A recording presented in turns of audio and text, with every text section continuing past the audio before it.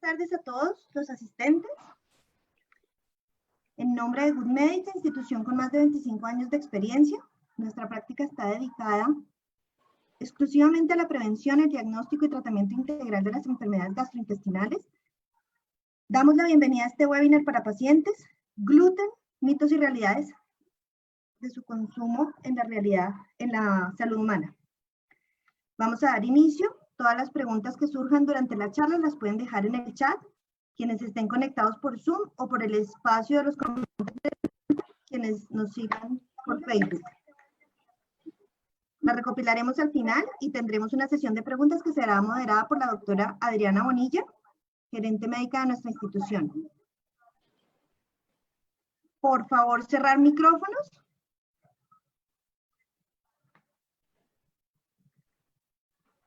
Por favor, cerrar micrófonos y tengo el gusto de presentar a la doctora Laura Bustacara, coach nutricional del Instituto Good Médica de Bogotá, nutricionista de la Universidad Javeriana de Bogotá, certificada en el manejo de enfermedades gastrointestinales en edad pediátrica y adultos de la Universidad de Michigan.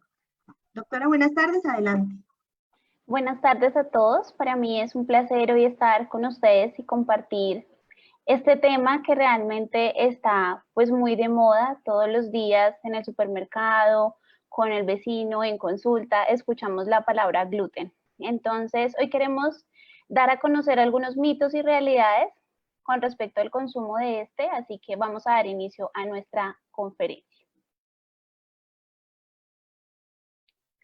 Bueno, vamos a tener como contenido inicial qué es el gluten, los mitos y realidades, qué productos tienen gluten, qué certifica realmente que un producto sea libre de gluten, conclusiones y la sesión de preguntas. Entonces, quise traerles esta imagen porque en los últimos años hemos de alguna otra forma satanizado el gluten. ¿Por qué? Porque decimos que nos sube de peso, porque está de moda dejar de comerlo, porque no es saludable, porque me inflama el estómago o porque simplemente es una harina y que tenemos que quitarla de nuestra alimentación. Y muchas publicaciones realmente en redes sociales, revistas, periódicos, pues difaman o pueden llegar a compartir una información fiable con respecto al tema del consumo de gluten. De hecho, tenemos como dos esquemas, uno que favorece la restricción al gluten y otro que va en contra a la restricción del gluten. Muchos famosos también lo hacen, quitan el gluten y queremos seguir como esta tendencia, pero hoy quiero aclararles realmente qué tan bueno es dejar de comer gluten y que de pronto tenemos como controversias en el consumo de este. Entonces, quiero mostrarles esta gráfica porque en los últimos años hemos visto como el interés sobre una dieta libre de gluten ha aumentado. Y realmente la prevalencia de la enfermedad celíaca, que es una enfermedad en la cual debemos suspender el gluten por completo, pues realmente es de un 1%, de un 2%, realmente en nuestra población es muy baja la prevalencia, pero la tendencia a consumir una dieta libre de gluten vemos que va exponencialmente. De hecho, es una de las terceras dietas más comunes en el mundo. Vemos, por ejemplo, países como Australia, en el cual el diagnóstico de enfermedad celíaca es del 1.2% y la población, el 10% de la población sigue una dieta libre de gluten. En Estados Unidos, vemos que el 0.7% de la población tiene un diagnóstico de enfermedad celíaca, pero casi el 25% de la población sigue una dieta sin gluten. Hemos encontrado estudios en los cuales solo del 10 al 15% de los pacientes que siguen una dieta sin gluten ha sido realmente prescrita por un profesional en nutrición o tiene el diagnóstico para una enfermedad celíaca o una sensibilidad al gluten, que ya lo vamos a ver. Así que entramos en dos panoramas: ¿realmente es una moda o realmente debemos dejar de consumir el gluten porque está indicado? ¿Pero qué es el gluten? Entonces, es importante tener claro que el gluten viene del latín glutinis, que significa pegamento. Es esa parte viscosa o elástica que cuando nosotros abrimos un pancito vemos o encontramos. El gluten está en tres cereales, que es el trigo, la cebada y el centeno. Es una proteína que al combinarse con el agua, pues forma ese pegamento viscoso. De hecho, hemos visto que una tajada de pan puede contener hasta 1000 miligramos de gluten y una taza de pasta hasta 7000 miligramos de gluten.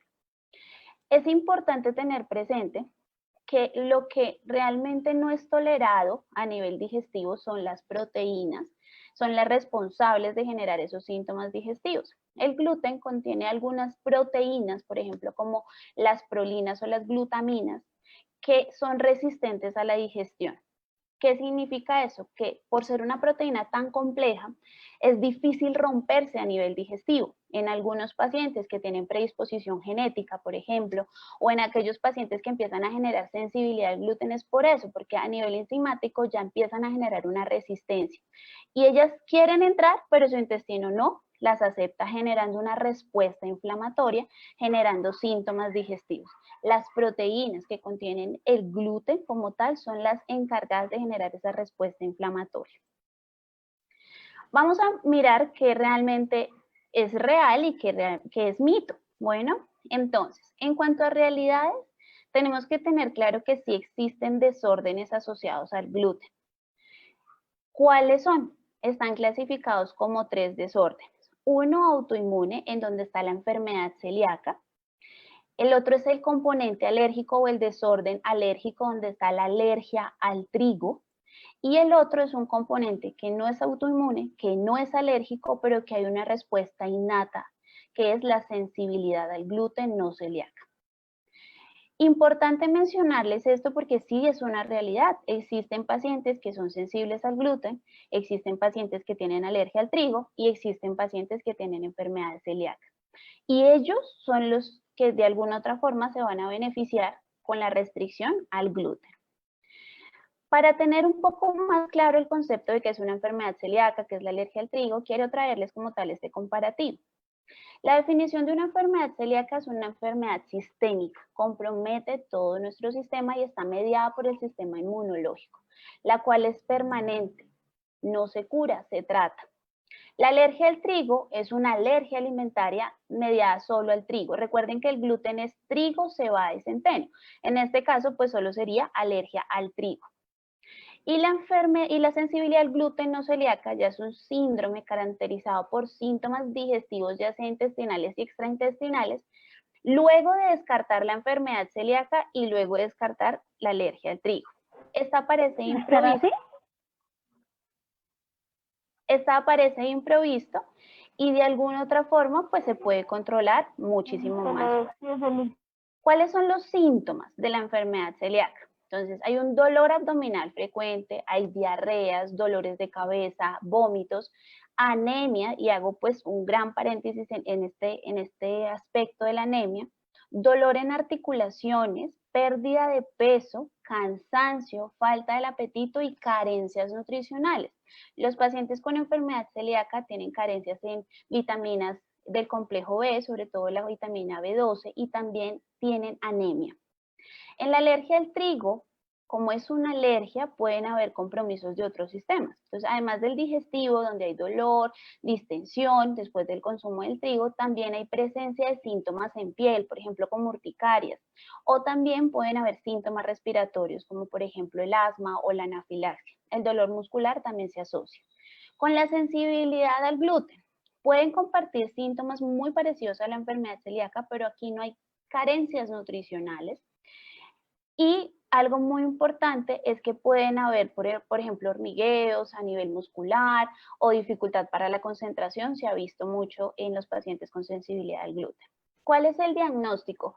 O cómo yo llego pues realmente al diagnóstico de enfermedad celíaca, alergia al trigo o sensibilidad al gluten. El diagnóstico lo debe hacer un gastroenterólogo especializado. En general, nuestros gastroenterólogos tienen la capacidad para diagnosticar la enfermedad. Es importante pues que haya una sospecha clínica, que hayan unos exámenes de sangre, que hayan pruebas genéticas y que hayan unas biopsias a nivel intestinal para poder diagnosticar la enfermedad celíaca. Se debe cumplir con esos patrones. En la alergia al trigo, pues debe haber una sospecha y solamente se diagnostica con exámenes de sangre.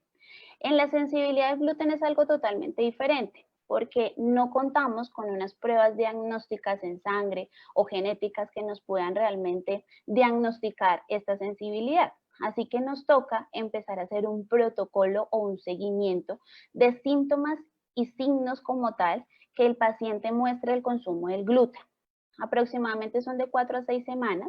Esta evaluación se debe ser un protocolo guiado por nutrición. El paciente no lo puede hacer solo porque tiene que estar asesorado. Entonces, cuando sospechemos que podemos tener una sensibilidad al gluten, podemos consultar y hacer todo un protocolo. Son 4 semanas de dieta restrictiva al gluten, miramos cómo evoluciona el paciente, luego empezamos a ofrecer placebos que el paciente considera que tal vez está consumiendo gluten para que él mire cómo responde y luego volvemos a quitar el gluten. Es un protocolo que puede ser pues, de alguna otra forma muy extenso para poder explicarlo en esta charla. ¿Qué tratamiento tenemos? Para la enfermedad celíaca es una restricción estricta del gluten y eso es estricto en todos los aspectos. A nivel ambiental el paciente debe cuidarse porque hay cosméticos, labiales o cremas que pueden contener gluten y puede hacer reacción. A nivel de medicamentos, muchos medicamentos tienen como tal en sus envolturas gluten. Entonces los pacientes que tienen enfermedad celíaca realmente no soportan muchas partículas de gluten y pueden generar pues una reacción adversa. Con la alergia al trigo, es solamente eliminar el consumo de trigo. Se ha visto que los pacientes pueden consumir cebada ¿Cuáles son los tres? o centeno. Importante tener presente. ¿Qué es lo que tiene gluten? Trigo, cebada y centeno. Es importante tener presente que la alergia al trigo, como tal, el paciente si tiene una alergia al trigo puede consumirse una cerveza, no va a pasar nada. Pero si tiene una enfermedad celíaca, no puede consumir ni trigo, ni cebada, ni centeno. Con respecto a la sensibilidad al gluten, el tratamiento es transitorio, no es permanente. Entonces el paciente puede eliminar de una manera adecuada y guiada por nutrición la restricción de 1 a 2 años. Y pues en general es sin gluten durante ese tiempo. Se han visto muchos beneficios en el transcurso de 6 meses, pero lo ideal es lograr una dieta de 1 a 2 años, si tiene una sensibilidad al gluten o celíaca. ¿Qué otra realidad existe o que se ha visto? ¿Suspender el gluten puede mejorar algunos síntomas en otras enfermedades? Efectivamente, en los últimos años, por toda la tendencia del gluten, se han hecho investigaciones con otras enfermedades, por ejemplo, como enfermedades reumatológicas, la fibromialgia, el autismo, el síndrome intestino irritable, enfermedades autoinmunes, en las cuales se han beneficiado los pacientes a largo plazo quitando el gluten. ¿Qué tenemos que tener presente? Primero que debe haber una consideración para hacerlo. Debe haber un seguimiento, entonces el paciente no puede quitarlo simplemente porque de pronto vio que una persona se beneficiaba quitando el gluten si tenía fibromialgia, porque hay que hacerlo muy individualizado, pero sí se ha visto que pueden haber beneficios como tal a largo plazo. Nos falta más estudios y pues de alguna otra forma es importante manifestarles que sí, el gluten ha generado algunos beneficios con estas enfermedades. Otra realidad, si hay alguno, por ejemplo, hay uno o más miembros en la familia que tengan diagnóstico de enfermedad celíaca, ¿debo hacerme estudios para enfermedad celíaca? Claro que sí, eso es verdad. Si hay alguno de los miembros en la familia que tenga enfermedad celíaca, se debe hacer estudios para descartar o confirmar enfermedad celíaca, inicialmente primero o segundo grado. ¿Cualquier persona puede hacer una dieta libre de gluten? Definitivamente, cualquier persona lo puede hacer, pero definitivamente hay que tener consideraciones para hacer esta dieta. ¿Por qué? Porque no podemos eliminarlo simplemente porque es una moda o porque me lo recomendaron, sino debe haber de alguna otra forma un asesoramiento nutricional, porque cuando quitamos el gluten, que ya lo vamos a ver más adelante, de una forma que no está adecuada, podemos tener carencias nutricionales. Yo puedo seguir una dieta sin gluten, pero tengo que tener una consideración, debo tener un apoyo nutricional para poder hacer el seguimiento de la mejor manera. ¿Y cómo hacerlo? Pues tengo que hacerlo, cómo suplir de alguna otra forma esas vitaminas que no voy a recibir de esos productos que tienen alimentos con gluten. La enfermedad celíaca, sin tratar, ¿puede representar un riesgo para tu vida? Efectivamente, eso es cierto. Las personas que son celíacas y no tratan la enfermedad pueden conllevar a problemas muchísimo más graves, como adenocarcinomas, cáncer de esófago, linfoma no Hodgkin, aumenta el riesgo en la disminución de la masa ósea, aumenta el riesgo de fracturas. En las mujeres, por ejemplo, aumenta el riesgo de infertilidad o abortos espontáneos. Es importante que si yo tengo un diagnóstico de enfermedad celíaca, sea tratada inmediatamente. porque debe llevar como tal pues una dieta muy estricta y rigurosa. Si yo no la trato, pues puedo tener complicaciones. Ahora vamos a hablar de algunos mitos. Entonces, este es muy común y pues realmente lo preguntan mucho. Y es, ¿quitar el gluten me hace bajar de peso? Es totalmente falso. No se dejen guiar de que si yo quito el gluten voy a bajar de peso. Todo es un equilibrio. Aquí les traje 3 ejemplos. Uno de esos ejemplos es pan normal, pan blanco tradicional. Y los otros 2 ejemplos son productos sin gluten. El producto que está al lado izquierdo de ustedes tiene un aporte en una sola tajada de 190 calorías. El otro producto que está en la mitad tiene un aporte de 200 calorías. Y el pan blanco, que es con gluten, tiene un aporte de una sola tajada, porque aquí vamos a ver solo una tajada, de 60 calorías. Entonces podemos ver que hay algunos productos en el mercado que pueden tener alta carga calórica, ¿sí? Porque lo someten con algunos azúcares o le aumentan el contenido de grasa. No necesariamente porque yo hago una dieta sin gluten me voy a bajar de peso. Hay otro lado, donde los pacientes consumen, por ejemplo, unas galletas de arroz que tal vez tengan 20 calorías y se vuelven tan estrictos con el consumo de los carbohidratos que pueden llegar a bajar de peso. Pero todo es un nivel. Si yo excedo mi aporte en energía, pues obviamente voy a subir de peso. Pero si logro equilibrarlo, no va a haber pues como tal riesgo del incremento de peso o de la disminución del peso. Por eso es importante pues hacer un acompañamiento nutricional para evitar ya sea excesos o déficit. ¿Qué otro mito tenemos? Bueno, es importante, acá les traje las consideraciones con respecto a los productos. Entonces, aquí es clave mencionarles que los productos que son sin gluten se han visto que tienen una carencia de fibra, de vitamina B12, de hierro, de zinc, de magnesio y de calcio. Los productos que son libres de gluten carecen de, como tal, esas vitaminas o ese componente que es la fibra. Y los productos que también tienen, pues son libres de gluten, pueden tener un alto aporte en calorías, pero basadas en azúcares, y sobre todo son azúcares simples. La percepción de que realmente una alimentación sin gluten es igual a una alimentación sana es completamente errónea. No podemos basarnos en eso porque recuerden que muchos productos carecen de vitaminas que nosotros necesitamos, que nuestro cuerpo necesita, y pues estos productos carecen de esas vitaminas. Otro mito, ¿solo el pan tiene gluten? Falso. Hay otros productos como el chocolate, la salsa de soya, el queso azul, las sopas instantáneas, los medicamentos y las cremas que tienen gluten. Muchas veces los pacientes creen que solamente quitar el pan ya están dejando de comer gluten y no es así, hay jamones que tienen gluten, salchichas que tienen gluten y por eso es importante entrar con detenimiento a mirar lo que come el paciente porque vamos con el concepto erróneo de que como quité las harinas, ya quité el gluten y me siento mejor, pero sigo comiendo otras cosas que tienen gluten y aún sigo mejor. Entonces, realmente sí, ¿está bien quitar el gluten o no está bien quitar el gluten? Acá también les traigo algunos alimentos. Entonces, vamos a encontrar los alimentos que son sin gluten, en los cuales está el arroz, el maíz, la papa, el plátano, la yuca, que son los tubérculos, la quinoa, el amaranto, el sorgo, el migo, el trigo sarraceno, que es una especie de trigo diferente, el tef y las leguminosas. Estos alimentos no tienen gluten, pero tenemos la otra parte, donde encontramos alimentos que tienen gluten, como son el trigo, la cebada, el centeno.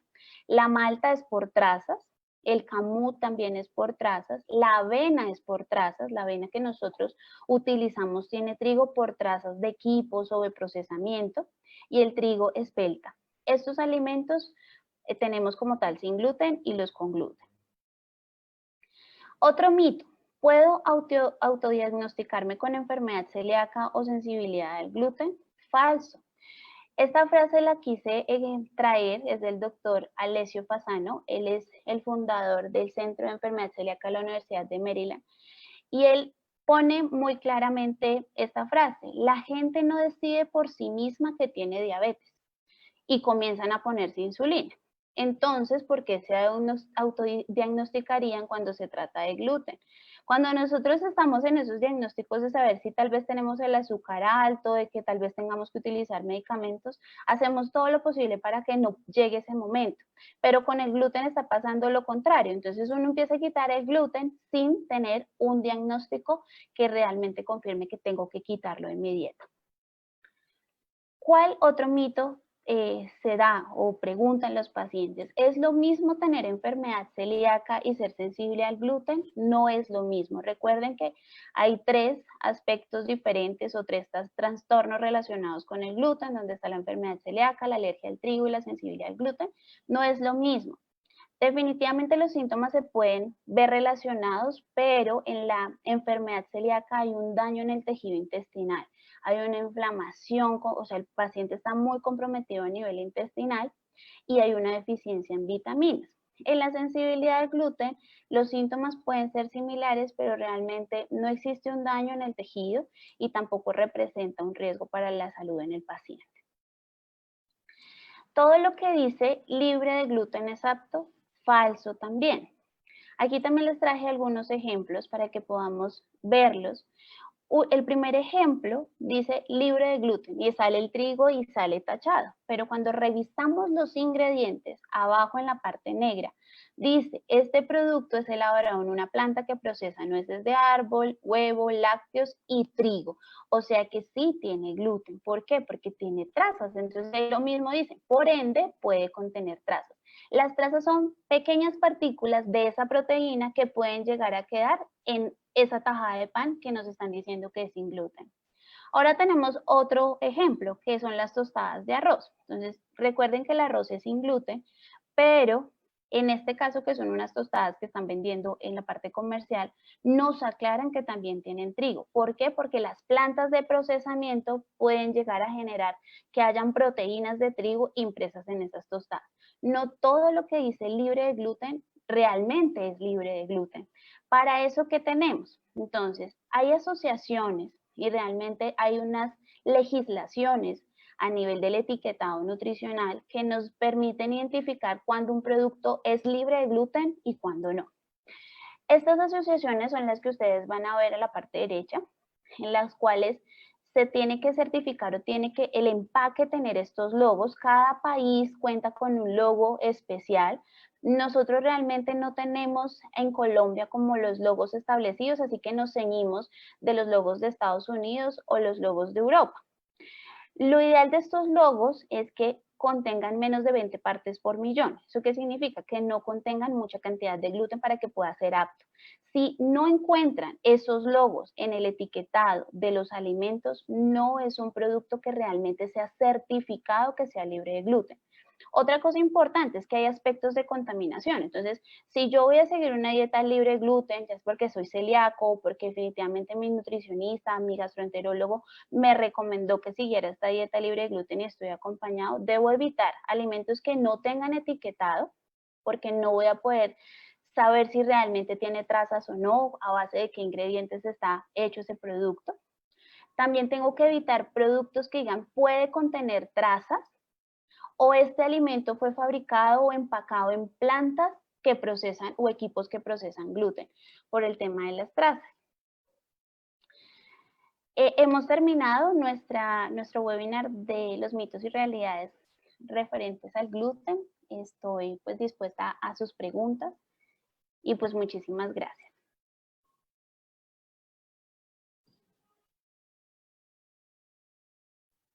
Buenas tardes. Habla Adriana Bonilla, gerente médica de Good Médica. Doctora Laura Bustacara, un placer, excelente charla. Creo que hay muchas preguntas que se han respondido durante la sesión de la charla, pues porque en realidad está muy enfocado a todo lo que se habla con respecto a una moda o a algo que se pone, sí, de moda. Y los pacientes y todos los consumidores pues nos dejamos llevar por algunas cosas que se van filtrando y que se van manejando en redes. Entonces voy a empezar con algunas de las preguntas que nos dejaron en nuestro chat y que teníamos desde antes. ¿Algún alimento que tenga gluten en su composición ¿Se puede eliminar de alguna forma en la cocción o de alguna forma? No, el gluten no se puede eliminar ni calentándolo ni retirándolo de alguna, o sea, de alguna otra forma en la cocción no se puede hacer. El gluten ya es una proteína que está, pues de alguna otra forma muy encapsulada en el trigo, en la cebada, en el centeno y es muy difícil de quitarla por medio de la cocción o la preparación de los alimentos. Perfecto. Preguntan si hay gluten bueno o gluten malo. Por ejemplo, si el que está contenido en la avena tiene alguna diferencia con algún otro que está en algún otro alimento. Okay. No, no hay gluten bueno ni malo. Lo que pasa es que las concentraciones de gluten sí pueden cambiar. Por ejemplo, si yo tengo un pan, tengo casi 1000 miligramos de gluten en esa tajada de pan. Pero si yo tengo 2 cucharadas de avena, tal vez tenga solamente 500 miligramos. La concentración baja. ¿Qué pasa con la avena? La avena que nosotros utilizamos tradicionalmente viene contaminada con trigo. Existen otras avenas que son sin gluten, donde se ha hecho un proceso de alguna otra forma de descontaminación. La avena por su naturaleza no tendría que tener gluten, pero se ha visto que en las empresas, pues normalmente manejan un amplio portafolio de productos y ahí es donde empieza la contaminación, porque manejan harinas de trigo o manejan productos que vengan con cebada o con centeno y ahí es donde contaminan la avena. Por eso es que hay que buscar una avena que no sea procesada, que sea muy natural, que no venga de plantas donde vengan productos con trigo, porque de alguna otra forma ahí es donde está como la contaminación con la avena. Sí hay niveles diferentes, entonces recuerden, en una taja de pan pues hay muchísimo más gluten que en 2 cucharadas de avena, pero igual sigue siendo el mismo gluten. Pero si hay un trigo bueno. El trigo sarraceno es el único que se recomienda porque no tiene gluten, pero la harina de trigo convencional de nosotros o el trigo convencional de nosotros sigue teniendo gluten. ¿Y la dieta sin gluten sube de peso? Depende. Acuérdense que hay productos en el mercado que están concentrando muchas calorías. Y si nosotros nos enfocamos a consumir esos productos que tienen alta cantidad de calorías, nos vamos a subir de peso. Por eso es importante manejar una dieta balanceada, que si yo quito el gluten pueda compensar con algunas vitaminas que estoy retirando de su alimentación sin que el paciente se vaya a subir o se vaya a bajar de peso. Tiene que haber un equilibrio a nivel nutricional. Entiendo que uno puede lograr una desensibilización a la alergia, ¿es correcto? Con la sensibilidad al gluten. Sí. Sí, pero es un tiempo aproximadamente de 6 meses a un año. Normalmente la dieta tiene que durar entre ese tiempo, de 6 meses a un año, si yo tengo un diagnóstico de sensibilidad al gluten no celíaca. Que ese diagnóstico de esa sensibilidad al gluten no celíaca se hace precisamente eliminando algunos alimentos para saber pues que se dieron los síntomas que presentaba esa alergia. Es decir, que se cura la sensibilidad al gluten volviendo a incorporar alimentos con gluten. Así es. Lo ideal es que por 4 a 6 semanas yo quite el gluten, o sea, tengo que evaluar primero los síntomas que el paciente tiene cuando se expone al gluten, si es sensibilidad al gluten. Los restrinjo por 4 a 6 semanas y miro su comportamiento. Entonces, si el paciente me dice, no, estuve bien, dejé de hacer deposiciones líquidas, dejé de inflamarme, luego lo expongo otra vez al gluten para realmente confirmar nuevamente el diagnóstico y ya empezamos a hacer la dieta por lo menos de 6 meses a un año y vuelve otra vez a consumir gluten dirigido por nutrición para que no vaya pues a generar síntomas muy fuertes que puedan llegar a generar daños en su calidad de vida. ¿Y esos síntomas cuáles son los de la sensibilidad al gluten? Pueden haber dolores abdominales, puede haber presencia de diarrea, puede haber incremento de gas abdominal, pueden haber pérdidas del apetito, pueden haber fallas en la concentración, puede también generarle dolores musculares o articulares. ¿Es difícil el diagnóstico, doctora? Es complejo porque hay que hacer todo un seguimiento. Entonces, no solamente porque me duela el estómago ya tengo sensibilidad al gluten, porque puede ser otra enfermedad, puede ser tal vez un síndrome intestino irritable. Hay que ver al paciente en toda su totalidad, ver qué síntomas realmente él asocia. Igual, él debe manifestarme que esos síntomas se empeoran cuando él consume gluten, porque puede ser que con cualquier otro alimento presente esos síntomas digestivos. O sea, debe haber un gatillador o un elemento que le empiece a generar los síntomas, y si el paciente me dice que es el gluten, hay que empezar a hacer el estudio para sensibilidad al gluten. Describió los síntomas del síndrome de intestino irritable muy parecidos a los de la sensibilidad al gluten. ¿Los Así pacientes es. con síndrome de intestino irritable deben ir a la nutricionista? Sí. Hay dos manejos diferentes cuando yo tengo sensibilidad al gluten y cuando tengo síndrome de intestino irritable. Los pacientes que tienen síndrome de intestino irritable deben manejar y controlar su alimentación. Efectivamente, el gluten hay que suspenderlo durante un tiempo en los pacientes que tienen síndrome de intestino irritable, pero esa dieta debe ir acompañada con una restricción de otros alimentos más y evaluar la intensidad de sus síntomas. Bueno, porque recuerden que el gluten sí puede generar síntomas, pero hay otros más, los lácteos, algunas frutas, algunas verduras, en pacientes que tienen síndrome de intestino irritable. En pacientes sensibles al gluten, solamente su factor desencadenante es el gluten, pero en síndrome de intestino irritable puede ser otros alimentos que tenemos que entrar a mirar en consulta cuáles son y empezar a modificar la dieta. Y hay una pregunta con respecto a la cerveza que nos habías aclarado, que es muy importante, pues ese consumo en Colombia. Otra vez aclarar cómo es el tema de la cerveza y el gluten y en qué casos tocaría suspenderla o cuándo no. ¿Qué Muy bien. cantidad de gluten tiene? ¿Cómo es? El gluten está en 3 cereales, en el trigo, en la cebada y en el centeno. La cerveza está a base de cebada. Sin embargo, también podemos encontrar cervezas de arroz o cervezas de maíz que pueden tomar los pacientes. Pero si el paciente tiene una sensibilidad al gluten, entonces me abordaría la cebada, el centeno y el trigo. Si el paciente solo tiene una alergia al trigo, puede llegar a consumir su cerveza porque solo tiene cebada. Y si tiene una enfermedad celíaca, pues la cerveza está restringida a menos de que sea una cerveza que no tenga cebada, centeno, trigo, como por ejemplo las cervezas que son a base de arroz o a base de maíz. Eso es importante tenerlo presente. La cerveza sí tiene gluten, y más si es de cebada.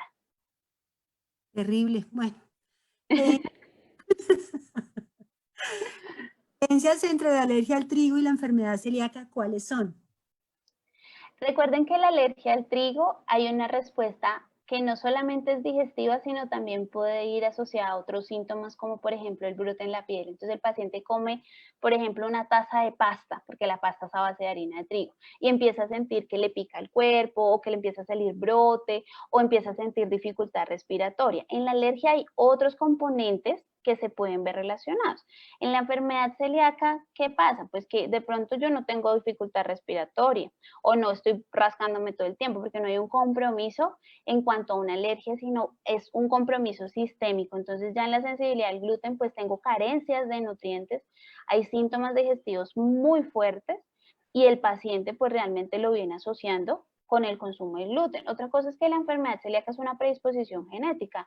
En nuestro país no es tan fácil encontrar un celíaco porque no hay mucha predisposición acá, pero tal vez en Argentina, en Europa sí, o si tenemos descendencias pues ya sea europeas, pues muy seguramente podemos tener un riesgo.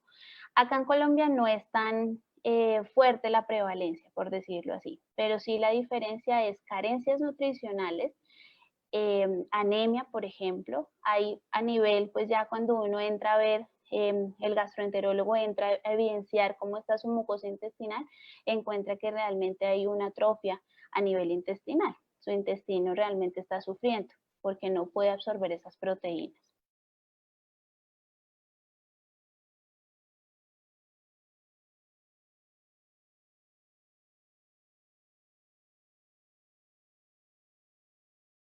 ¿Aló? Perdón. Muchísimas gracias, doctora Laura. Ha sido una charla muy bien lograda para nuestros pacientes y para los médicos también.